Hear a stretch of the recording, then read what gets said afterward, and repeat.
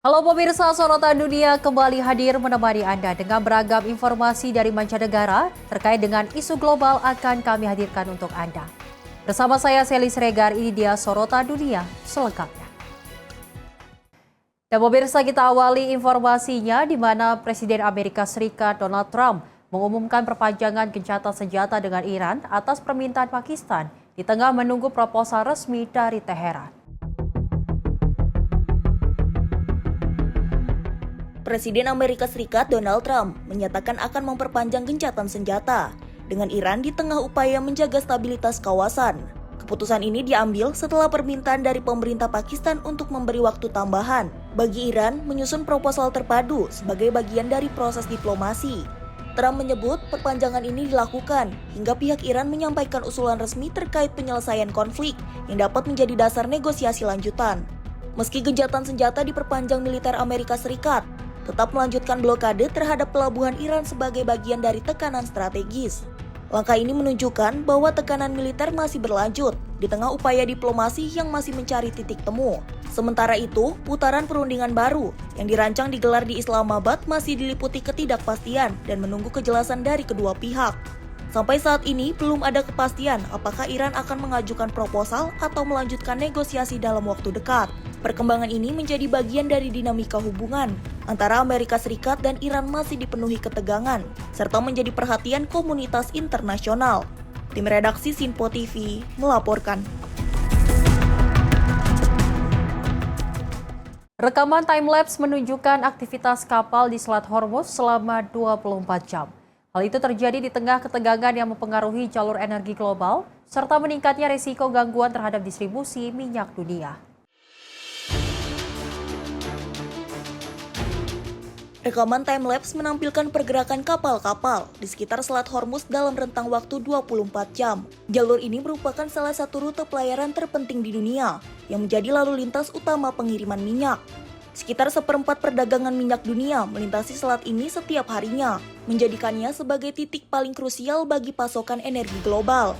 Ketegangan meningkat setelah serangan militer Amerika Serikat dan Israel terhadap Iran pada akhir Februari lalu, yang kemudian direspon dan dibalas oleh militer Tehran. Situasi tersebut berdampak pada aktivitas pelayaran di Selat Hormuz dan memicu gangguan pelayaran di kawasan tersebut. Akibatnya, harga minyak dunia mengalami lonjakan signifikan, seiring meningkatnya resiko terhadap pasokan global. Meski terdapat sejumlah rute alternatif, kapasitasnya masih terbatas dan tidak mampu sepenuhnya menggantikan peran vital selat tersebut. Hingga kini, Selat Hormuz masih menjadi fokus utama dalam dinamika geopolitik dan ekonomi global saat ini. Tim redaksi Sinpo TV melaporkan.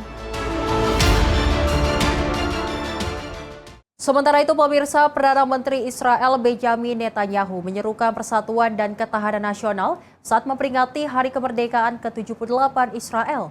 Peringatan ini berlangsung di tengah ketegangan kawasan dan ketidakpastian diplomasi internasional.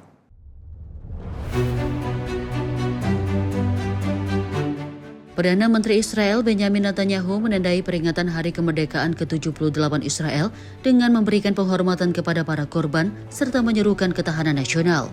Dalam pernyataannya, ia menyebut Israel telah menjadi kekuatan regional serta berhasil membangun aliansi dan membuka jalan menuju perdamaian. Together we've built a stronger Israel, a regional power, forging new alliances and opening new paths to peace. And as we celebrate our independence, we remember those we lost, our sons and daughters whose sacrifice makes this moment possible. We embrace their families and pray for the healing of the wounded in body and spirit. We just celebrated Passover, and we say in Passover and the Seder, in every generation they have risen against us to destroy us. But in this generation, we rose against our enemies. We rose like lions. We fought like lions. We acted boldly to remove existential threats, the threats of nuclear weapons and thousands of missiles aimed at our cities. Peringatan Hari Kemerdekaan ini digelar setelah Hari Peringatan Nasional Yom HaZikaron yang mengenang para korban perang. Tahun ini momen tersebut menjadi lebih sensitif karena bertepatan dengan gencatan senjata sementara antara Israel dan Lebanon. Gencatan senjata selama 10 hari tersebut dimediasi oleh Presiden Amerika Serikat Donald Trump. Dan meski perang mereda, pasukan Israel masih disiagakan di perbatasan. Sementara itu, gencatan senjata terpisah antara Amerika Serikat dan Iran dijadwalkan berakhir setelah perundingan diplomatik tidak mencapai kesepakatan. Netanyahu juga menyoroti meningkatnya antisemitisme di berbagai negara dan menyerukan komunitas Yahudi untuk tetap teguh dan bersatu. Hari Kemerdekaan Israel sendiri memperingati deklarasi kemerdekaan pada 14 Mei 1948 yang ditandai dengan berbagai upacara resmi termasuk penyalaan obor di Gunung Herzl. Tim redaksi Simpo TV melaporkan. Pemirsa, pasukan Israel mengibarkan bendera di atas kastil bersejarah Sama di Lebanon Selatan setelah melancarkan serangan dan juga menduduki wilayah tersebut. Langkah ini dilakukan di tengah perluasan zona keamanan oleh militer Israel di wilayah tersebut. Pasukan Israel mengibarkan bendera di atas kastil Sama di distrik Tire pada Selasa. Pasukan darat Israel sebelumnya melancarkan serangan dan kemudian menduduki kota tersebut. Israel kini mengubah kastil bersejarah itu menjadi pos pengamatan di ketinggian dalam zona keamanan yang mereka bentuk. Zona ini membentang sejauh 5 hingga 10 km dan mencakup lebih dari 50 kota termasuk Syama. Dari rekaman menunjukkan kepulan asap membumbung dari rumah-rumah warga di kota tersebut. Pada 15 April, Direktorat Jenderal Purbakala Lebanon mengajukan keluhan mendesak kepada UNESCO. Lembaga itu meminta intervensi segera untuk melindungi kastil Sama setelah muncul laporan kerusakan akibat aktivitas militer Israel. UNESCO sebelumnya memasukkan kastil ini dalam daftar pelindungan khusus dan lokasinya berdekatan dengan makam Nabi Shimon al-Shafa yang masuk daftar warisan dunia. Militer Israel kemudian memperingatkan warga di sekitar 80 kota di Lebanon Selatan agar tidak kembali ke rumah mereka. Mereka menegaskan pasukan masih berada di posisi untuk menangkal aktivitas teroris. Kondisi ini terjadi meski Israel dan Lebanon telah memperlakukan gencatan senjata selama 10 hari sejak Jumat, setelah pembicaraan yang difasilitasi Washington. Israel menyatakan rencana membentuk zona keamanan di Lebanon yang membentang dari perbatasan hingga Sungai Litani dan mencakup sekitar 10% wilayah negara tersebut. Tim redaksi Simpo TV melaporkan. Pasukan Amerika Serikat melakukan intersepsi terhadap sebuah kapal tanker minyak di Samudra Hindia yang diduga terkait penyelundupan minyak Iran sebagai bagian dari upaya penegakan sanksi maritim terhadap Teheran. Departemen Pertahanan Amerika Serikat menyatakan pasukannya telah melakukan operasi intersepsi maritim terhadap sebuah kapal tanker minyak di perairan Samudra Hindia. Kapal tersebut diketahui sebelumnya telah dikenai sanksi atas dugaan penyelundupan minyak mentah Iran di kawasan Asia dan masuk dalam daftar pengawasan otoritas Amerika Serikat.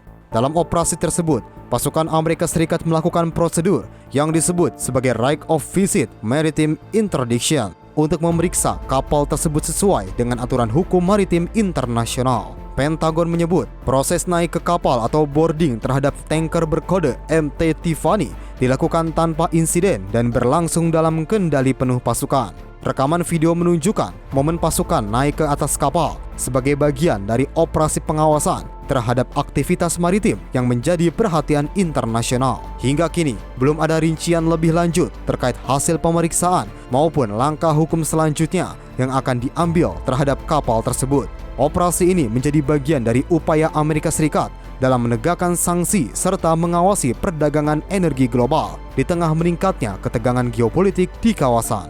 Tim redaksi Simpo TV melaporkan. Dari militer Amerika Serikat merilis rekaman terbaru operasi pasukannya di tengah perpanjangan gencatan senjata dengan Iran.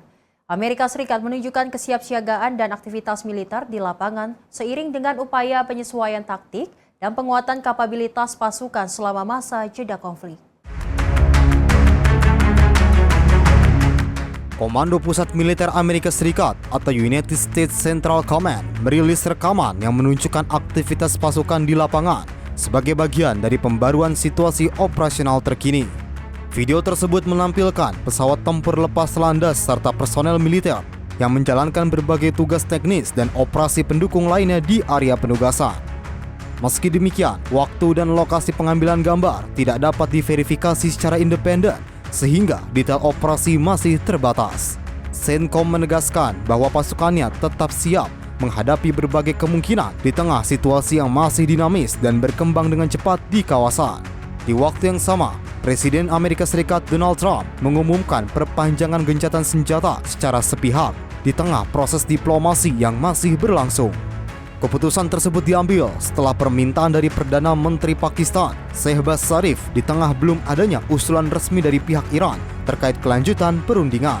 Sementara itu, pihak Iran menyebut tindakan Amerika Serikat di Selat Hormuz sebagai aksi perang dan menegaskan akan bertindak sesuai kepentingan nasional di tengah meningkatnya ketegangan kawasan. Perkembangan ini terjadi di tengah rencana putaran baru perundingan antara Amerika Serikat dan Iran yang akan digelar di Islamabad dengan harapan mencapai terobosan diplomatik. Hingga kini, upaya diplomasi masih berlanjut meski ketegangan di kawasan belum sepenuhnya mereda dan situasi keamanan masih terus dipantau secara ketat. Tim redaksi Simpo TV melaporkan. Sementara itu, pemirsa, dari Presiden Prancis Emmanuel Macron menerima Perdana Menteri Lebanon Nawaf Salam di Paris. Pertemuan ini terjadi di tengah situasi keamanan yang masih rapuh, serta meningkatnya upaya diplomasi internasional di Lebanon. Presiden Prancis Emmanuel Macron menerima kunjungan Perdana Menteri Lebanon Nawaf Salam di Istana Élysée Palace, Paris. Rekaman menunjukkan momen kedatangan Nawaf Salam yang disambut langsung oleh Macron dalam pertemuan yang menegaskan komitmen Prancis untuk terus terlibat dalam menjaga stabilitas Lebanon. Kunjungan ini berlangsung di tengah gencatan senjata rapuh antara Israel dan Lebanon serta meningkatnya ketegangan di kawasan. Sebelumnya, Macron menuduh kelompok Hizbullah bertanggung jawab atas tewasnya seorang prajurit Prancis yang bertugas dalam misi perdamaian PBB di Lebanon. Pemerintah Lebanon dikabarkan telah mengecam serangan tersebut dan berjanji akan menindak pihak yang bertanggung jawab. Misi pasukan perdamaian United Nations Interim Force in Lebanon yang telah beroperasi sejak 1978 dijadwalkan akan mulai ditarik pada akhir tahun 2026. Di sisi lain, militer Israel telah mengeluarkan peringatan kepada warga di sekitar 80 kota di Lebanon Selatan agar tidak kembali ke rumah mereka. Langkah ini diambil meskipun gencatan senjata selama 10 hari telah resmi berlaku, menyusul pembicaraan langsung yang dimediasi oleh Amerika Serikat. Israel juga menyatakan rencana untuk membentuk zona keamanan di Lebanon Selatan yang akan membentang dari perbatasan hingga Sungai Litani. Situasi ini menunjukkan bahwa meskipun diplomasi terus berjalan, kondisi keamanan di kawasan masih jauh dari kata stabil. Tim redaksi Simpo TV melaporkan. Terobosan baru di dunia robotika datang dari Tiongkok. Sebuah robot humanoid kini mampu menggantikan baterainya sendiri tanpa harus dimatikan atau dibantu manusia. Perusahaan robotika berbasis di Shenzhen Uptech Robotics meluncurkan robot humanoid terbaru mereka, Walker S2, dalam sebuah pameran teknologi. Inilah rekaman video yang menunjukkan sejumlah unit robot dipamerkan, menyapa pengunjung, serta menampilkan berbagai demonstrasi. Inovasi utama robot ini adalah kemampuannya mengganti baterai secara mandiri, tanpa harus menghentikan operasi. Proses penggantian baterai disebut hanya membutuhkan waktu sekitar 3 menit, sehingga menghilangkan waktu henti dalam proses produksi. Pihak Ubtech Robotics menjelaskan, robot ini dirancang untuk digunakan di lingkungan pabrik yang terkontrol, guna mendukung otomasi industri. Sistemnya menggunakan 2 baterai dengan teknologi penyeimbangan energi secara real-time, memungkinkan peralihan daya tanpa gangguan. Selain itu, robot ini dilengkapi sistem koordinasi 2 lengan yang memungkinkan penggantian baterai secara presisi menggunakan algoritma otomatis. Sebagai salah satu pengembang robot humanoid terkemuka di Tiongkok, Ubtech Robotics terus mendorong inovasi di bidang kecerdasan buatan dan otomasi industri. Tiongkok sendiri saat ini menjadi salah satu pasar terbesar robot industri di dunia dengan kontribusi lebih dari setengah total instalasi global. Tim redaksi Simpo TV melaporkan. Informasi lainnya, pemirsa, di mana penasihat Presiden Prabowo Subianto bidang pertahanan Dudung Abdurrahman menegaskan pesawat militer asing tidak boleh melintas di wilayah udara Indonesia tanpa izin. Dirinya menekankan hal tersebut sudah tertuang dalam hukum internasional.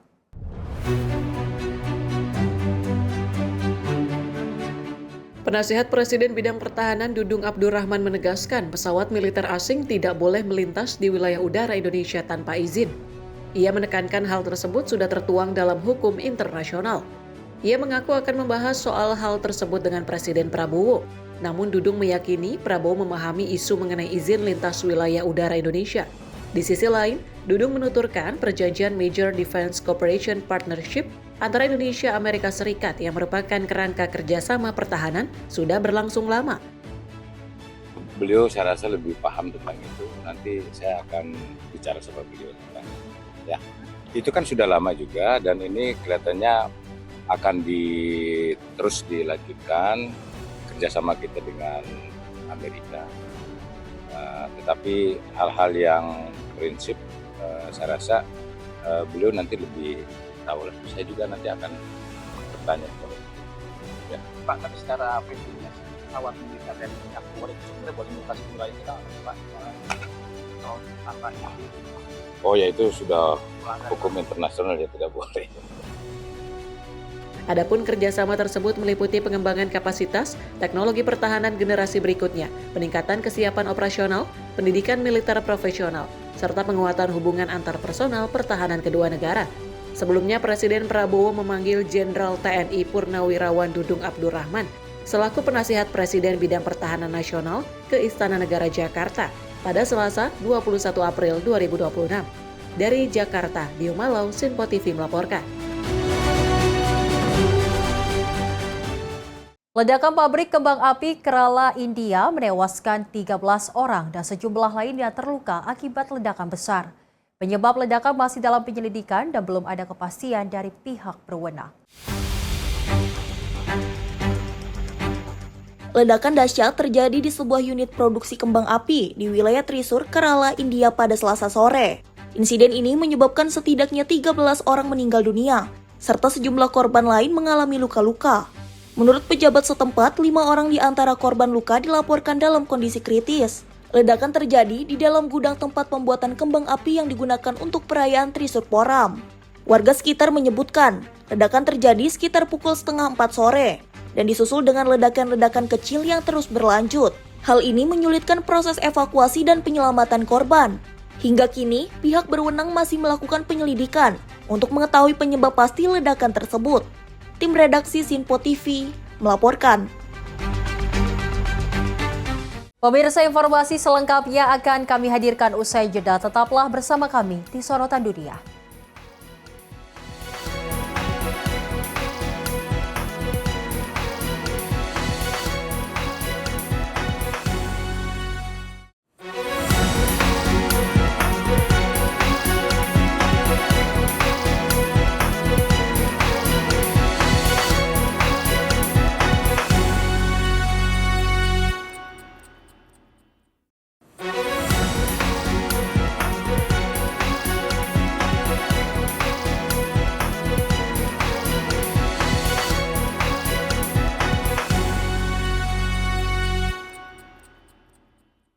Terima kasih pemirsa, Anda masih menyaksikan Sorotan Dunia. Informasi kita lanjutkan.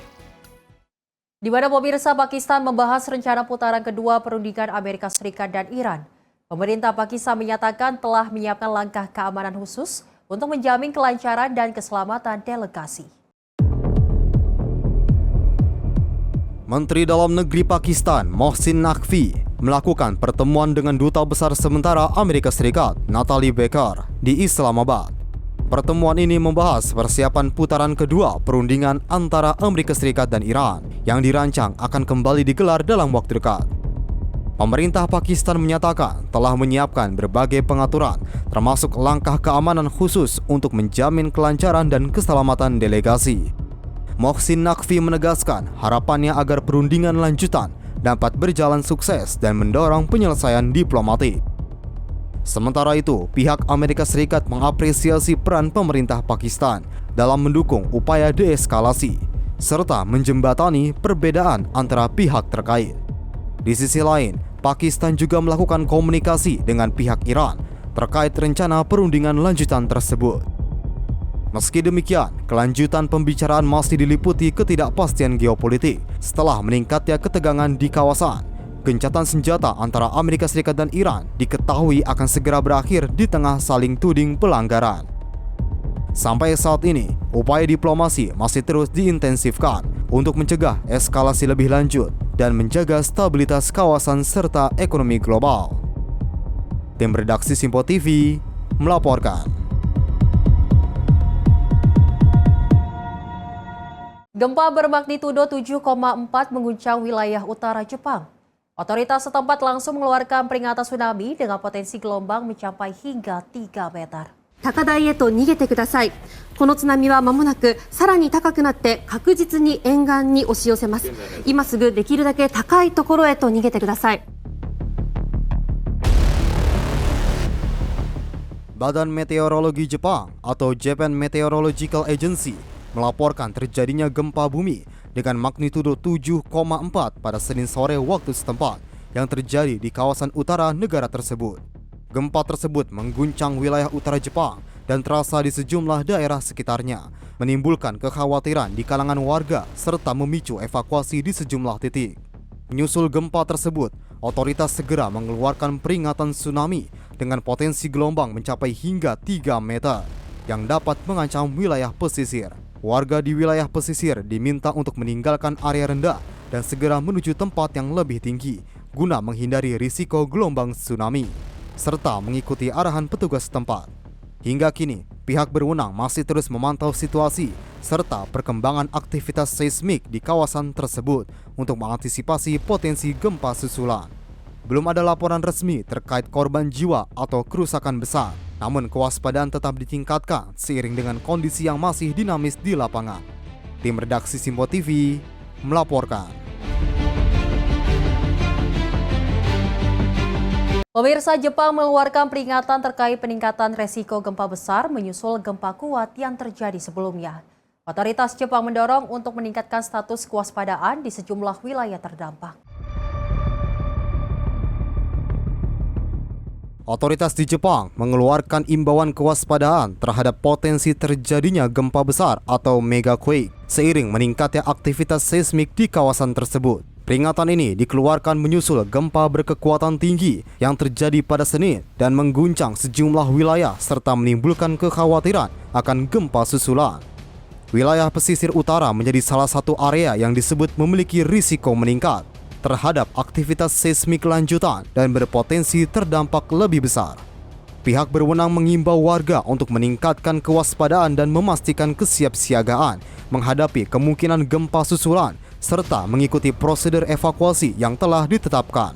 Hingga kini, belum ada kepastian terkait terjadinya gempa besar tersebut. Namun, pemantauan terus dilakukan oleh otoritas terkait secara intensif. Situasi ini menjadi perhatian, mengingat Jepang merupakan salah satu negara dengan aktivitas seismik tinggi yang sering mengalami gempa bumi dengan berbagai skala. Tim redaksi Simpo TV melaporkan. Ketegangan di kawasan Teluk kembali meningkat setelah kapal perang Amerika Serikat menembaki kapal kargo bendera Iran. Insiden terjadi saat Washington terus menegakkan blokade terhadap pelabuhan Iran, menyusul keputusan Teheran menutup kembali Selat Hormuz.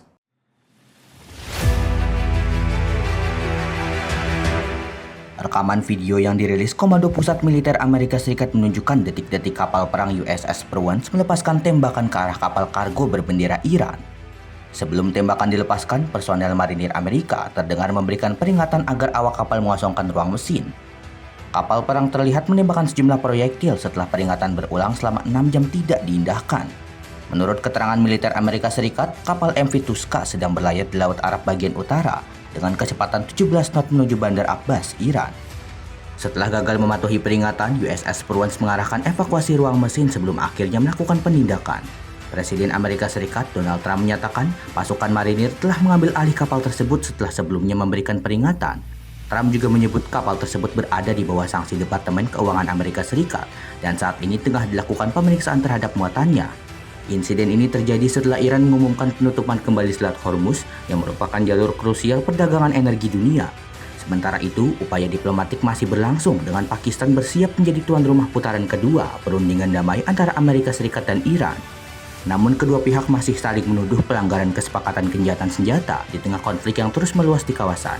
Tim redaksi Simpo TV melaporkan.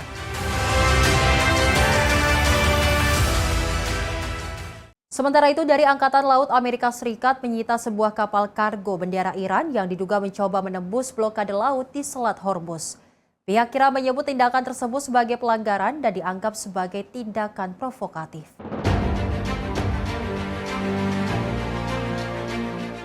Pasukan Angkatan Laut Amerika Serikat melakukan intersepsi dan penyitaan terhadap sebuah kapal kargo berbendera Iran di perairan dekat Selat Hormuz dalam sebuah operasi militer yang berlangsung di wilayah strategis tersebut. Kapal tersebut dilaporkan mencoba melewati blokade maritim yang diberlakukan oleh Amerika Serikat terhadap pelabuhan Iran meski telah diberikan peringatan oleh otoritas militer setempat. Setelah mengabaikan peringatan, kapal itu akhirnya dilumpuhkan dan dikuasai oleh pasukan marinir Amerika Serikat. Dalam operasi yang dilaporkan berlangsung cepat dan terkendali. Insiden ini menjadi intersepsi pertama sejak blokade tersebut dimulai pekan lalu, sekaligus menandai peningkatan tindakan penegakan di lapangan. Pihak Iran menyebut tindakan tersebut sebagai pelanggaran dan mengancam akan memberikan respon terhadap apa yang dianggap sebagai tindakan provokatif. Penyitaan ini terjadi di tengah ketegangan yang masih tinggi antara kedua negara, serta proses diplomasi yang masih terhambat dan belum menunjukkan tanda-tanda terobosan. Selat Hormuz sendiri merupakan jalur strategis dunia yang dilalui sebagian besar pasokan energi global, sehingga setiap gangguan di kawasan ini berpotensi berdampak luas. Hingga kini, situasi di kawasan masih terus mendapat perhatian dunia, di tengah resiko eskalasi lebih lanjut, serta kekhawatiran akan terjadinya konflik yang lebih besar di kawasan. Tim redaksi Simpo TV melaporkan.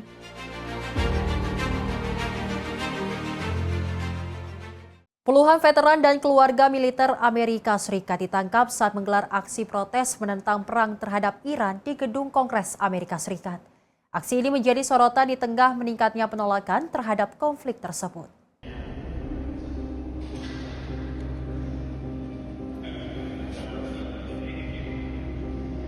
Puluhan veteran dan keluarga militer Amerika Serikat ditangkap polisi Capitol saat menggelar demonstrasi di gedung Cannon House Office Building, Washington, D.C.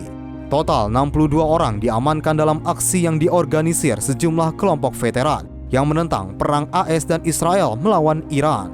Para pengunjuk rasa berdiri di rotunda gedung sambil memegang tulip merah sebagai simbol mengenang warga Iran yang tewas, serta membentangkan spanduk bertuliskan "Akhiri Perang di Iran". Mereka juga melakukan upacara melipat bendera untuk melambangkan 13 tentara Amerika Serikat yang tewas, sambil menyerukan slogan anti-perang sebelum diborgol dan dibawa pergi.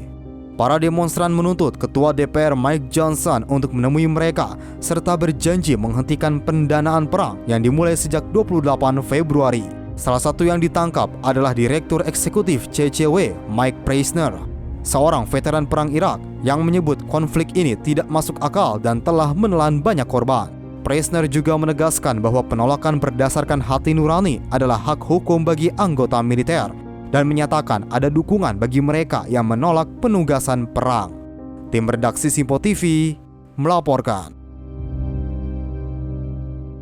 Informasi lainnya pemirsa, di mana CEO Tim Cook mengumumkan mundur dari jabatannya setelah memimpin perusahaan Apple Inc. selama 15 tahun dan menandai berakhirnya era kepemimpinan yang dikenal dengan pertumbuhan pesat serta inovasi produk Apple. Tim Cook resmi mengakhiri masa jabatannya sebagai CEO Apple Incorporated setelah memimpin perusahaan selama 15 tahun. Dalam periode yang penuh dengan transformasi dan ekspansi global, Cook sebelumnya mengambil alih kepemimpinan dari pendiri Apple, Steve Jobs, dan membawa perusahaan ke era pertumbuhan pesat dengan strategi bisnis yang berfokus pada inovasi dan ekosistem produk.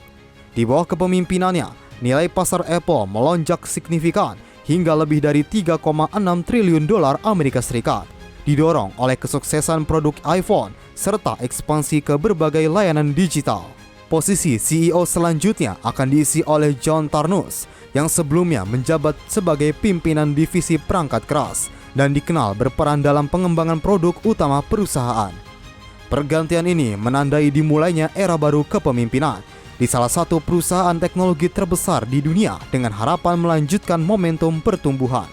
Sampai saat ini, belum ada rincian lebih lanjut terkait arah strategi perusahaan di bawah kepemimpinan baru tersebut, namun pasar menantikan langkah dan kebijakan selanjutnya. Tim redaksi Simpo TV melaporkan. Perdana Menteri Inggris Keir Starmer mengakui kesalahan dalam proses penunjukan Peter Mandelson sebagai Duta Besar Inggris untuk Amerika Serikat. Pernyataan ini disampaikan langsung oleh Starmer di tengah sorotan publik terkait pemilihan diplomat tersebut.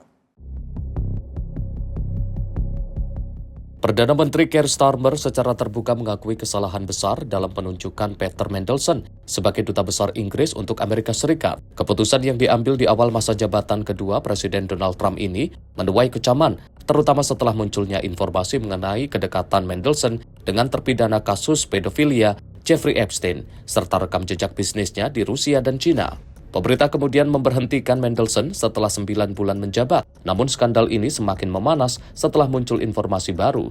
Informasi tersebut mengungkapkan bahwa Mandelson gagal dalam proses pemeriksaan keamanan atau vetting sebelum pelantikan. Keir Starmer menyatakan bahwa dirinya tidak diberitahu mengenai kegagalan tersebut dan mengklaim bahwa Kementerian Luar Negeri telah mengabaikan hasil vetting tersebut demi memberikan izin keamanan. There is also a judgment I made that was wrong. I should not have appointed Peter Mandelson. I take responsibility for that decision, and I apologise again to the victims of the paedophile Jeffrey Epstein, who were clearly failed by my decision. Akibat skandal ini, posisi Starmer semakin terpojok. Pihak oposisi kini menuntut pengunduran diri Starmer karena mereka menilai Starmer telah menyesatkan parlemen dan publik terkait proses penunjukan yang seharusnya mengikuti prosedur baku. Sejak pemilihan umum Juli 2024, Starmer melakukan sejumlah langkah kontroversial, mulai dari perubahan kebijakan hingga rotasi staf senior. Rangkaian keputusan tersebut kini menimbulkan keraguan di kalangan anggota Partai Buruh terhadap kemampuan kepemimpinan Starmer. Tim redaksi Simpo TV melaporkan. Pemirsa, tragedi menimpa sebuah keluarga di Pennsylvania, Amerika Serikat setelah sebuah ledakan disertai kebakaran menghanguskan rumah mereka. Seorang ibu dan 6 anaknya yang berusia 3 hingga 11 tahun meninggal dunia dalam peristiwa naas tersebut. Peristiwa memilukan ini terjadi di sebuah rumah di kawasan Pennsylvania Tengah. Otoritas setempat memastikan 7 orang yang terdiri dari seorang ibu beserta 6 anaknya menjadi korban jiwa dalam ledakan dan kebakaran yang terjadi pada 20 April 2026. Saksi mata di sekitar lokasi mendengar suara ledakan keras sebelum api membumbung tinggi dan melahap seluruh bangunan rumah dalam waktu singkat. Petugas pemadam kebakaran segera mengirimkan unit tambahan untuk memadamkan api yang berstatus kebakaran alarm tingkat 2. Namun, besarnya kobaran api menghambat upaya penyelamatan saat petugas tiba di lokasi. Tim redaksi Simpo TV melaporkan. Gelombang panas ekstrim melanda wilayah Akola di Maharashtra, India. Akola dilaporkan menjadi wilayah terpanas di India dengan suhu mendekati 45 derajat Celcius dalam sepekan terakhir. Suhu ekstrim melanda sejumlah wilayah di India bagian barat. Dengan stasiun cuaca di Maharashtra dan Telangana mencatat suhu di atas 44 derajat Celcius. Akola menjadi wilayah terpanas dengan suhu mencapai hampir 45 derajat Celcius tertinggi di seluruh India tahun ini. Badan Meteorologi India mengeluarkan peringatan oranye, menandakan kondisi cuaca ekstrim yang beresiko terhadap kesehatan masyarakat. Warga juga mengeluhkan dampak panas yang semakin parah, dari kesulitan bekerja hingga resiko kesehatan yang meningkat. Bahkan dilaporkan, seorang warga meninggal dunia akibat paparan panas saat suhu mencapai 46 derajat Celcius. Kondisi ini membuat aktivitas harian terganggu, dengan pasar menjadi sepi dan pekerja luar ruang sangat terdampak. Warga terpaksa mengandalkan pendingin ruangan, serta menggunakan pelindung seperti kain dan kacamata saat beraktivitas di luar. Pihak berwenang mengimbau masyarakat untuk menghindari aktivitas di luar ruang pada siang hari, serta memperbanyak konsumsi air dan melindungi kelompok rentan. Gelombang panas ini juga memicu kekhawatiran terhadap krisis air, serta potensi kerusakan tanaman pertanian di wilayah tersebut. Hingga kini, otoritas setempat terus memantau situasi. Seiring gelombang panas yang belum menunjukkan tanda akan mereda, tim redaksi Simpo TV melaporkan. Pemirsa, informasi menarik lainnya akan kami hadirkan usai jeda. Tetaplah bersama kami di Sorotan Dunia.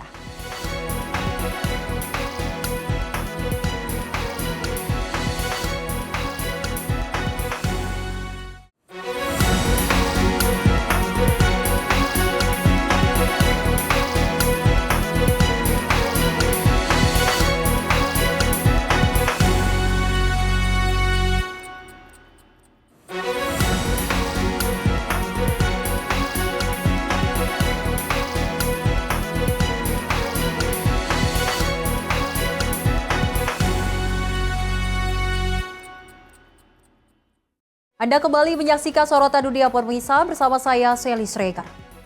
Pemirsa, jemaah haji asal Indonesia kelompok terbang pertama tiba di Bandara Prince Muhammad bin Abdul Aziz, Madinah, Arab Saudi. Selain disambut oleh para petugas haji Arab Saudi, kedatangan Perdana Jemaah Haji di Tanah Suci juga disambut langsung oleh Duta Besar Indonesia untuk Arab Saudi, Abdul Aziz Ahmad. Dan berikut laporan Ferdi Setiawan dari Madinah, Arab Saudi.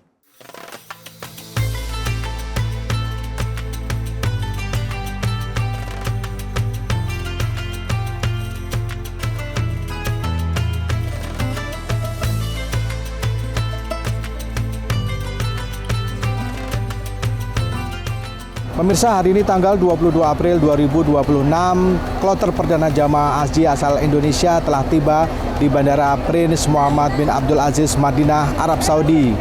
Kloter perdana datang dari embarkasi Jakarta yang berjumlah sekitar 389 jamaah.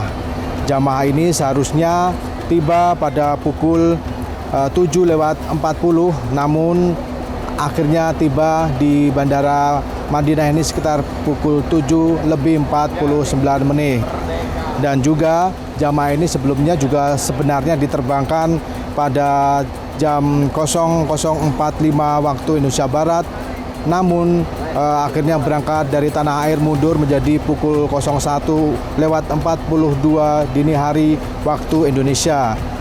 Dan hari ini mereka sudah mendarat dan juga tiba di bandara dan disambut dengan luar biasa oleh para petugas haji yang berada di bandara. Untuk selanjutnya mereka akan diantar ke masing-masing hotel mereka di kawasan Madinah. Dan selain jamaah haji dari Jakarta, juga bersamaan hadir juga jamaah haji dari Yogyakarta yang berjumlah sekitar 356 orang. Jamaah ini juga tiba di Bandara Madinah dengan selamat dan alhamdulillah disambut dengan antusias oleh para petugas haji yang ada di Madinah. Dan penyambutan juga tadi dilakukan ketika mereka mendarat masuk ke ruang bandara fast track atau di salah satu jalur yang tanpa melalui pemeriksaan. Akhirnya mereka juga tiba dengan membawa barang bawaan mereka, membawa perlengkapan-perlengkapan untuk ibadah haji, dan tadi juga disambut oleh Duta Besar Indonesia untuk Arab Saudi yaitu Abdul Aziz Ahmad dan didampingi oleh Konjen RI Jeddah yaitu Yusron Ambari. Setelah mereka tiba di bandara, mereka langsung akan dibawa ke masing-masing hotel untuk selanjutnya mereka beristirahat sementara. Dan setelah ini akan ada kedatangan lagi dari kurang lebih 6 embarkasi yang akan tiba pada siang ini dari berbagai kloter. Dan sepanjang hari ini kurang lebih 15 kloter akan tiba di Bandara Madinah, Arab Saudi dengan jumlah total jamaah yaitu mencapai 5.997 orang. Diharapkan dengan kedatangannya mereka ke Arab Saudi dan juga disambut oleh para petugas haji dengan sangat hangat, dengan sangat lembut sehingga mereka bisa merasa nyaman dan bisa menjalankan ibadah haji sesuai dengan rukun-rukun atau syarat yang telah ditentukan. Kita berdoa semoga para jemaah haji bisa menyesuaikan diri dengan budaya, dengan cuaca dan juga dengan keadaan yang ada di Arab Saudi sehingga nanti pada saat menjalankan tahapan ibadah haji mereka dapat menjalankan dengan lancar dan mereka bisa menjadi haji yang mabrur. Dari Bandara Internasional Madinah, Arab Saudi, Ferdi Setiawan melaporkan untuk Sinpo TV.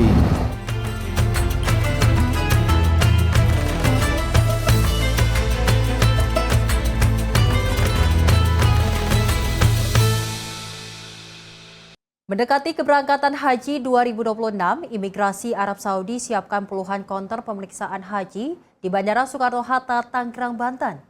Nantinya pemirsa, para jamaah haji akan diperiksa di bandara sehingga tidak lagi dilakukan pemeriksaan setibanya di Bandara Arab Saudi.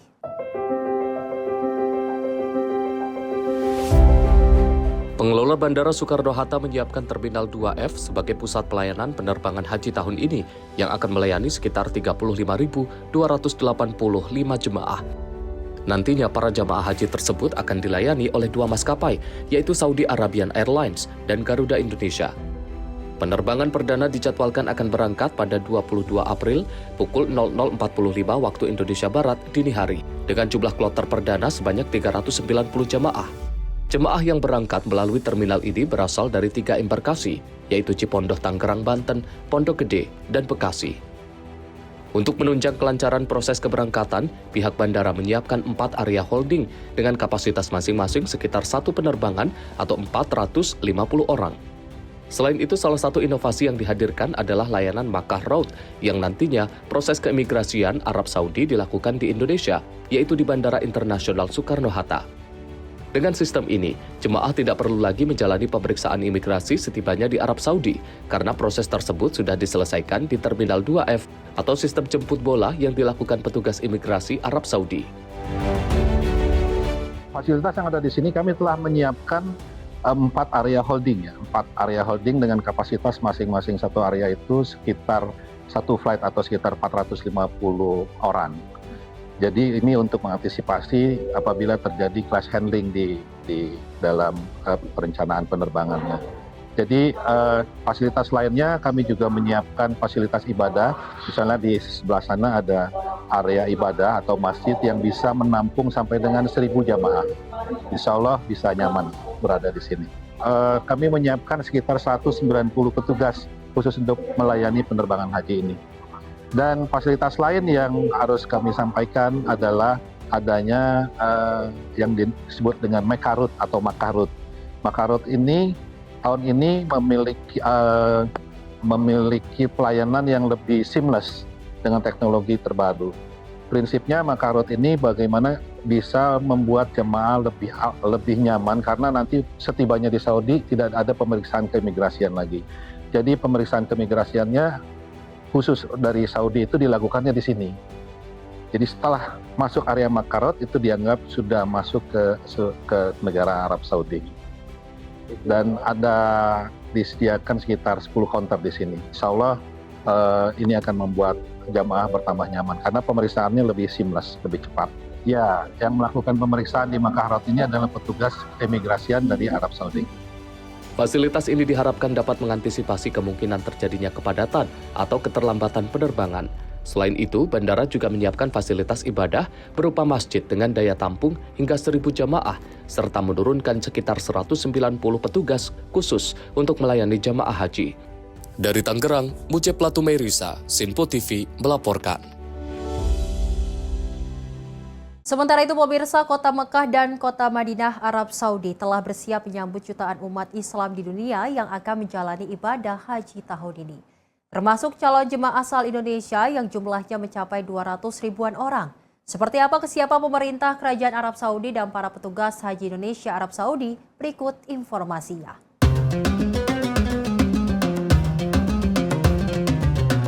Tidak lama lagi sekitar 2 jutaan umat Islam di dunia, termasuk Indonesia, akan membadati kota Makkah Al-Mukarramah, Arab Saudi untuk menunaikan rukun Islam kelima, yaitu ibadah haji. Masjidil Haram di kota Mekah telah bersiap menyambut musim haji 1447 Hijriah. Sebagai tanda dimulainya musim haji, bagian bawah kiswah diangkat setinggi 3 meter. Tujuannya untuk melindungi kain dari kerusakan atau tarikan oleh jemaah yang berdesakan. Secara simbolis, kain putih sering diartikan ihram Ka'bah, yang menandakan Baitullah ikut berihram bersama jemaah. Selain kota Mekah Al-Mukarramah, salah satu tempat yang menjadi rujukan bagi para jemaah haji adalah di kota Madinah, tempat dimakamkannya Nabi Muhammad SAW. Di tempat ini banyak para jemaah haji yang mengunjungi makam Rasul dan 2 sahabatnya. Dan selain itu, di kota Madinah ini juga dikenal sejuk sehingga para jemaah haji memiliki kenangan tersendiri ketika mengunjungi tempat ini. Madinah Al-Munawwaroh adalah kota suci kedua dalam Islam di Arab Saudi. Kota ini merupakan pusat pemerintah dan peradaban Islam pertama, rumah bagi Masjid Nabawi serta makam Rasulullah, menjadikannya destinasi utama ziarah umroh dan haji. Pada musim haji tahun ini, pemerintah telah menyiapkan 118 hotel untuk menampung sekitar 103.000 jemaah haji pada gelombang pertama. Nanti ada 22 hotel, sektor 2 ada 23 hotel, sektor 3 ada 24 hotel, sektor 4 ada 26 hotel, dan sektor 5 ada 22 hotel. Nah ini semuanya ada 118 kurang lebih, kalaupun nanti tidak ada perubahan nanti kita akan update lagi. Jadi hotel-hotel yang akan ditempati jamaah haji untuk gelombang pertama sekitar 100.000 setengahnya. Jadi 100.000 akan datang ke Madinah, nanti setelah musim haji dari Mekah gelombang kedua yaitu akan datang dari Mekah menuju Madinah sekitar 100.000 lebih seperti itu. Nah ini kita sudah siapkan untuk hotel-hotel dan rekan-rekan PPIH juga sudah proses tadi sektor 1, sektor 2 juga sudah proses monitoring, juga survei ke lokasi hotel-hotel. Mudah-mudahan penyambutan pertama nanti ada 15 kloter tanggal 22, itu kita sudah siap semua hotelnya. Kalau tidak berubah Yogyakarta nanti pada pukul 6.25 yang kloter pertama, awalnya JKG 2 tapi kemudian karena ada perubahan jadwal jadi Yogyakarta. Tapi intinya sih secara keseluruhan hotel kita sudah siapkan. Kalau seandainya nanti ada hal-hal yang memang berubah dari penerbangan, kita akan lihat. Nah sejauh ini majmuah juga yang memang mengelola hotel kita sudah koordinasikan, dan kemudian juga pemilik hotel juga kita sudah koordinasikan. Alhamdulillah mereka memberikan respon yang baik. Oleh karena itu kita berharap kelancaran saat penerimaan kedatangan jamaah ini yang pertama. Dan hari pertama kalau tidak salah dalam jadwal itu juga ada yang pecah hotel, ada 1 kloter, dan mudah-mudahan nanti kita bisa antisipasi untuk hotel yang kloter yang pecah hotelnya. Itu barangkali. Terima kasih. Yang diterapkan. Jadi sebenarnya pecah hotel dalam 1 kloter tidak hanya Madinah, maka juga sama. Jadi kan posisi seperti ini. Jadi misalnya kayak tabung ya, kayak tabung air atau tabung gelas atau gelas seganjam. Misalnya hotel ini kapasitasnya 3 kloter, 1.000 misalnya, 400 misalnya. Nah, ternyata yang datang misalnya hanya 1.000, ternyata yang datang 3 kloter. Kalau 400 berarti kan 1.200. Nah, kloter pertama masih utuh, kloter kedua utuh. Nah, kloter ketiga karena misalnya ini hanya tinggal 200 sisa kapasitas di hotel ini. Selain hotel dan fasilitasnya, PPIH Arab Saudi juga telah menyiapkan hidangan makanan khas rasa Indonesia. Urusan perut jamaah menjadi prioritas, terutama pengawasan terkait gizi dan distribusinya. 23 catering berkualitas telah disiapkan demi pemenuhan konsumsi para jemaah haji. Makan sehari 3 kali karena masa tinggal di jemaah di Madinah ini kurang lebih 9 hari ya. Insya Allah akan mendapatkan menu-menu dengan menu Indonesia, dengan cita rasa Indonesia, karena salah satunya adalah tahun ini bumbu yang digunakan adalah full bumbu pasta yang berasal dari Indonesia. Nah, untuk memperoleh cita rasa Indonesia pun salah satunya lagi adalah chef atau juru masaknya juga berasal dari Indonesia. Jika seluruh fasilitas, sarana, dan prasarana sudah 100% siap, maka para jemaah haji diimbau untuk tidak membawa barang-barang yang berlebihan dan membahayakan. Kepada seluruh jemaah haji Indonesia yang beberapa hari lagi akan tiba di Indonesia, yang pertama sebelum berangkat pastikan semuanya sudah lengkap, sebuah persiapannya sudah disiapkan sebaik-baiknya, terutama kondisi fisiknya. Jadi masih ada waktu beberapa hari untuk recovery. Obat-obatan yang perlu disiapkan silakan disiapkan, vitamin yang perlu dibawa silakan dibawa. Dan jangan membawa barang-barang terlarang karena nanti itu akan sangat mengganggu jamaah haji yang lain pada saat di bandara. Tanggal 22 April 2026, dijadwalkan jemaah haji kloter pertama akan tiba di Tanah Suci. Sementara lebih dari 500 petugas haji sudah tiba terlebih dahulu di Arab Saudi, guna menyiapkan dan menyambut para jemaah haji agar perjalanan suci ribuan jemaah haji asal Indonesia berjalan lancar.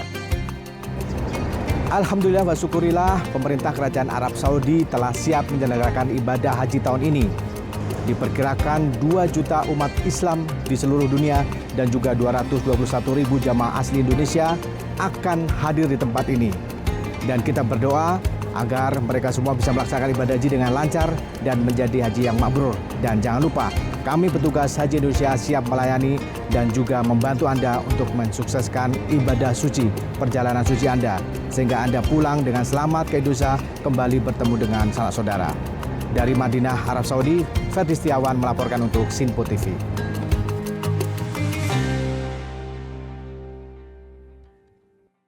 Dan memasuki musim haji 2026, pemerintah Kerajaan Arab Saudi memperketat akses masuk semua orang ke Tanah Suci.